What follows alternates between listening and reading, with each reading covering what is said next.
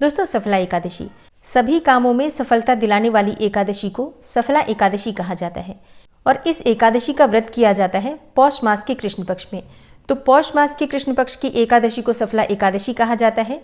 इस दिन भगवान श्री हरि विष्णु के नारायण स्वरूप की पूजा की जाती है और भगवान नारायण का आशीर्वाद जिसे प्राप्त हो जाता है उनके मन की हर कामनाएं पूर्ण होती हैं। समस्त प्रकार के कार्यों में उन्हें सफलता की प्राप्ति होती है।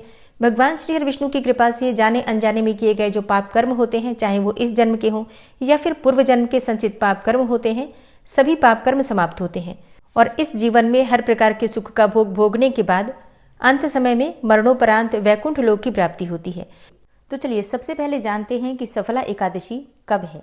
देखिए, पौष मास की कृष्ण पक्ष की एकादशी तिथि का प्रारंभ होगा 14 दिसंबर 2025 को, यानी कि रविवार के दिन शाम के समय 6:50 पर और एकादशी तिथि का समापन 15 दिसंबर को होगा रात्रि में 9:21 पर।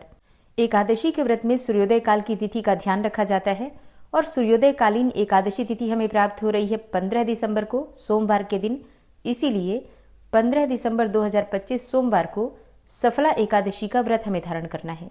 और 15 दिसंबर को सूर्योदय काल का समय है सुबह 7:06 पर और सूर्यास्त का समय है शाम को 5:26 पर। बात करें ब्रह्म मुहूर्त की, तो सुबह 5 बजे से 6 बजे तक ब्रह्म मुहूर्त है।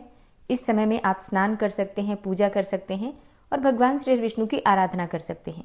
अमृत काल बहुत महत्वपूर्ण होता है क्योंकि अमृत काल में हम जो भी कार्य करते हैं, पूजा पाठ, नाम जप इत्यादि, उसका फल जन्म जन्मांतर तक हमें प्राप्त होता है।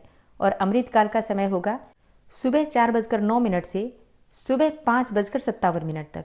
तो इस समय में आप पूजा आराधना करते हैं तो आपको बहुत अधिक पुण्य फलों की प्राप्ति होती है। बात करें अभिजीत मुहूर्त की, तो अभिजीत मुहूर्त दोपहर 12 बजे से दोपहर 12:43 तक होगा और अभिजीत मुहूर्त में आप कोई भी शुभ कार्य कर सकते हैं क्योंकि ये समय अत्यधिक श्रेष्ठ होता है। और सफला एकादशी के दिन राहु काल का समय होगा सुबह 8:24 से सुबह 9:41 तक। राहु काल में कोई भी शुभ कार्य प्रारंभ नहीं करना है। तो सफला एकादशी का व्रत हमें धारण करना है 15 दिसंबर 2025 को सोमवार के दिन।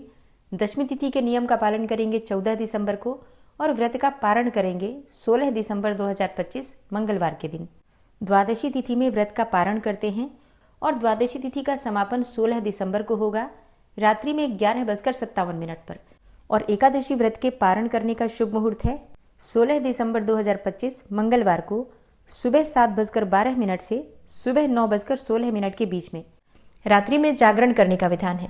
अगर आप व्रत करते हैं तो भी रात्रि जागरण कर सकते हैं, व्रत नहीं करते हैं तो भी रात्रि जागरण कर सकते हैं। भगवान श्री विष्णु की पूजा कोई भी कर सकता है। आप व्रत में हैं तब तो आप करेंगे ही। जो भक्त व्रत नहीं कर पाते हैं वो भी अगर विधि विधान से पूजा करें, रात्रि में जागरण करें, रात्रि में अखंड दीपक जलाएं तो इस व्रत के समान ही उन्हें भी पुण्यफल प्राप्त होता है। रात्रि जागरण और रात्रि में अखंड दीपक जलाना, इस कार्य को करने से व्रत का संपूर्ण फल हमें प्राप्त होता है। और जो भी हमारी मनोकामना होती है, जिस भी मनोकामना के निमित्त आप ये व्रत धारण कर रहे हैं, अर्थ, धर्म, काम और मोक्ष, चारों पदार्थों की प्राप्ति हो जाती है अगर हम रात्रि जागरण करते हैं, अखंड दीप दान करते हैं।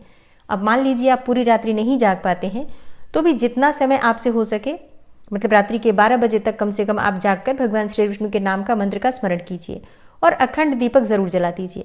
अगर आप अखंड दीपक जला देते हैं, पूरी रात्रि दीपक जलता है और थोड़े समय भी बैठकर आप वहां मंत्र जप कर लेते हैं तो आपका रात्रि जागरण माना जाता है। मतलब अखंड दीपक जला देने से आपका रात्रि जागरण माना जाएगा, इस बात का ध्यान रखिए। लेकिन हाँ, जितना समय हो सके उतना समय जागकर भगवान श्री विष्णु के नाम का मंत्र का स्मरण जरूर कीजिए। कीर्तन कर सकते हैं हरे राम राम राम हरे हरे, हरे कृष्ण कृष्ण कृष्ण हरे हरे। इस महामंत्र के जप से भी आपकी हर इच्छा पूरी होती है। तो विधि विधान से भगवान श्री विष्णु की पूजा कीजिए। ध्यान रखिए कि आज आप एकादशी के व्रत में हैं तो किसी की निंदा नहीं करनी चाहिए, किसी की चुगली नहीं करनी चाहिए, किसी के भी बारे में कोई भी गलत शब्द प्रयोग नहीं करना चाहिए। आप शब्द नहीं कहना चाहिए और ना ही क्रोध करना चाहिए।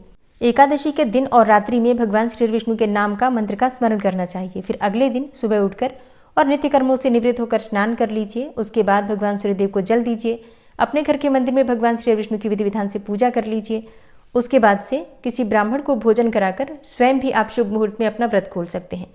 मान लीजिए कि आप किसी ब्राह्मण को भोजन नहीं करा पाते हैं तो ब्राह्मण के निमित्त भोजन की कच्ची सामग्री निकाल कर रख दीजिए, दक्षिणा रख दीजिए और इसके बाद आप स्वयं भी अपना व्रत खोल सकते हैं।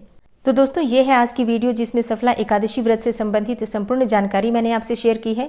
उम्मीद करती हूँ ये वीडियो आपके लिए उपयोगी होगी। आने वाली वीडियो में आप सुनेंगे सफला एकादशी व्रत की कथा। और हाँ, उम्मीद करती हूँ कि आप लोग प्रतिदिन सुबह जो कथा अपलोड होती है पौष मास की, उसे भी ज़रूर सुनते होंगे।